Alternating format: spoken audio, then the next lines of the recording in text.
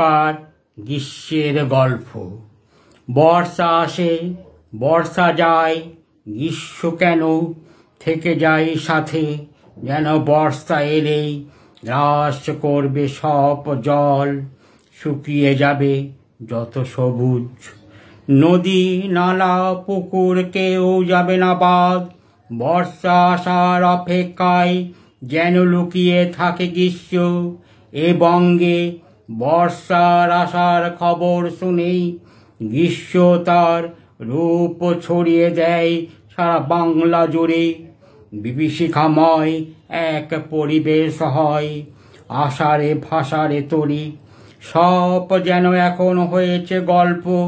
কোথায় সেই ব্যাঙের ডাক আর ঝিঝি পোকার ডাক, কোথায় প্রজাপতি আর ফড়িংয়ের আড্ডা, সবাই গিয়েছে